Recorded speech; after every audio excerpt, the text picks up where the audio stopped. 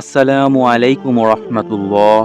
আশা করি আপনারা সকলেই ভালো আছেন। বন্ধুরা, আজকের এই ভিডিওতে আমরা দোজাহানের বাদশাহ হযরত মুহাম্মদ মুস্তাফা সাল্লাল্লাহু আলাইহি ওয়াসাল্লামের আদরের কন্যা হযরত ফাতেমা রাদিয়াল্লাহু তাআলা আনহুর মৃত্যুর হৃদয় বিদারক সত্য ঘটনা সম্পর্কে বলতে চলেছি, যা শুনে আপনার মন ছুঁয়ে যাবে ইনশাআল্লাহ। তাই ভিডিওটি একবারে শেষ পর্যন্ত দেখবেন। হযরত আলী রাদিয়াল্লাহু তাআলা আনহু ফজরের নামাজ আদায় করতে মসজিদে গিয়েছিলেন। এদিকে হযরত ফাতেমা রাদিয়াল্লাহু তাআলা আনহু গায়ে অত্যন্ত জ্বর অবস্থায় ঘরের সমস্ত কাজ শেষ করেছেন।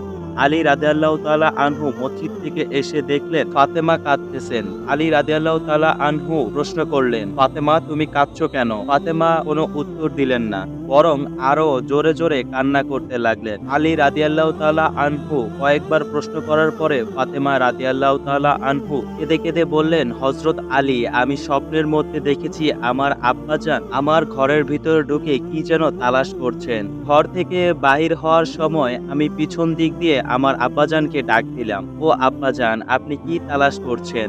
আব্বাজান মুহাম্মদ রাসূলুল্লাহ সাল্লাল্লাহু আলাইহি ওয়াসাল্লাম বললেন, ও আমার ফাতেমা, আমি তোমাকেই তালাশ করছি, তোমাকে নিয়ে যাওয়ার জন্য। তিনি আরো বললেন, ও আমার ফাতেমা, আজকে তো তুমি রোজা রাখবে, সেহরি খাবে আলীর দস্তরখানায়, আর ইফতার করবে আমি আব্বাজানের দস্তরখানায়। হযরত আলী রাদিয়াল্লাহু তাআলা আনহুর কাছে এই প্রশ্ন শোনার পর দুইজনেই বুঝতে বাকি ছিল না যে ফাতেমা রাদিয়াল্লাহু তাআলা আনহু আজকে ইন্তেকাল করবেন। দুজন আরো জোরে জোরে কাঁদতে লাগলেন। এই সময়ের মধ্যে হযরত হাসান হোসেন রাদিয়াল্লাহু তাআলা আনহু এসে জিজ্ঞাসা করলেন, ও আব্বাজান ও আম্মাজান, আপনারা দুইজন কাঁদছেন কেন? ফাতেমা রাদিয়াল্লাহু তাআলা একটি অভ্যাস ছিল, যখন হাসান হোসেন রাদিয়াল্লাহু তাআলা আনহু কোনো কাজে বিরক্ত করতেন তখন দুইজনকে নানাজানের তার কবরে যাওয়ার জন্য বলতেন। আজকেও ফাতেমা বললেন, তোমরা দুই ভাই এখন তোমার নানাজানের কবরে চলে যাও। কবরের নিকট চলে যাওয়ার সাথে সাথে কবর থেকে আওয়াজ আসলো, ও আমার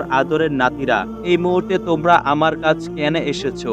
আমার কাছে তো সব সময় আসতে পারবে। এখন যাও, গিয়ে তোমার মায়ের চেহারার দিকে তাকিয়ে থাকো, আজকের পরে তোমাদের মায়ের আর পাবে না। এই কথা শোনার পরে দুই ভাই কাঁদেন আর দৌড়াতে দৌড়াতে আম্মার নিকট চলে গেলেন। গিয়ে আম্মাকে বললেন, তোমরা দুইজনে কেন কাঁদছো বুঝতে পেরেছি। নানাজান আমাদেরকে বলে দিয়েছেন আর আজকের দিনটা তোমার জন্য শেষ দিন। নানাজান তোমার চেহারার দিকে তাকিয়ে থাকার জন্য আমাদেরকে বলেছেন। বিকেলের দিকে হযরত ফাতেমা রাদিয়াল্লাহু তাআলা আনহুর এর শরীর বেশি খারাপ হলো, তাকে বিছানায় শোয়ানো হলো। ফাতেমা রাদিয়াল্লাহু তাআলা আনহু মৃত্যুর পূর্বক্ষণে আলী রাদিয়াল্লাহু তাআলা আনহুকে তিনটি কথা বললেন। এক, হযরত আলী, যেদিন থেকে আমি আপনার ঘরে এসেছি ওই দিন থেকে আজ পর্যন্ত আপনাকে আমি অনেক কষ্ট দিয়েছি। আলী, আপনি যদি আমাকে ক্ষমা না করেন তাহলে কিয়ামতের ময়দানে আমার কারণে আব্বাজান অনেক লজ্জিত হবেন। আলী, আমাকে বলেন আপনি আমাকে ক্ষমা করেছেন কিনা। হযরত আলী রাদিয়াল্লাহু তাআলা আনহু বললেন, ও ফাতেমা, তুমি এসব কি বলছো?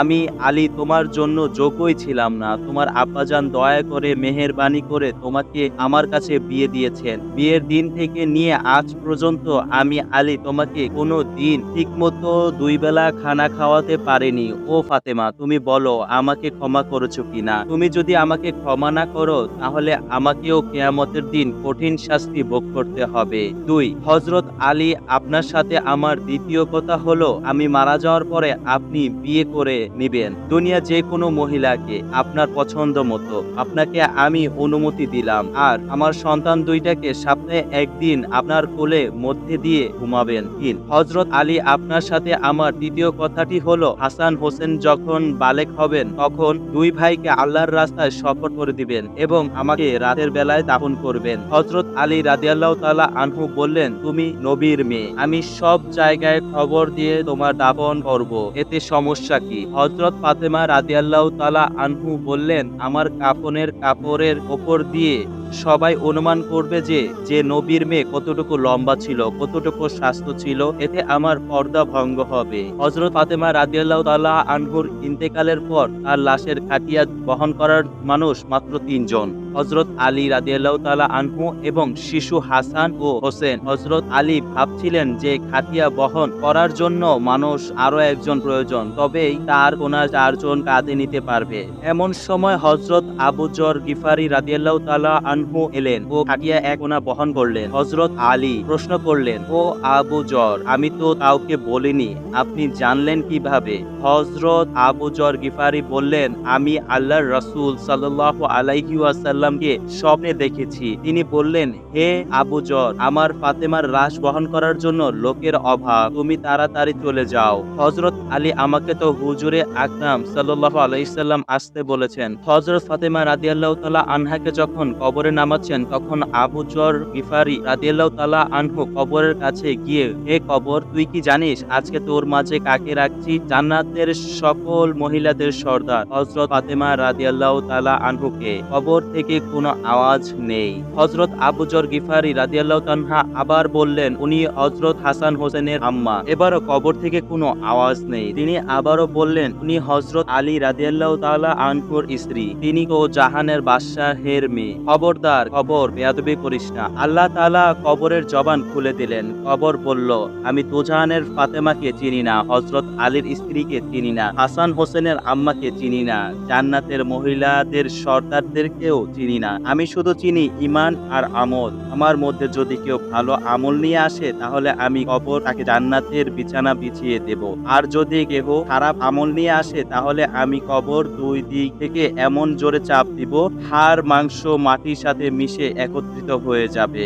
প্রিয় মুসলমান ভাই ও বোনেরা, একটু চিন্তা করে দেখুন, যদি রাসূলুল্লাহ সাল্লাল্লাহু আলাইহি ওয়াসাল্লামের আদরের মেয়ে ফাতেমা, যাকে জান্নাতের সর্দারিনী বলা হয়েছে, তার জন্য যদি কবর এমন কথা বলতে পারে, তাহলে আমাদের কি অবস্থা হবে? ভিডিওটি আপনাদের কাছে কেমন লেগেছে তা আমাদের কমেন্ট করে অবশ্যই জানাবেন, আর সবাই আমাদের সাথেই থাকবেন। আজ তাহলে এ পর্যন্ত। আপনারা ভালো থাকবেন, সুস্থ থাকবেন। আল্লাহ হাফেজ।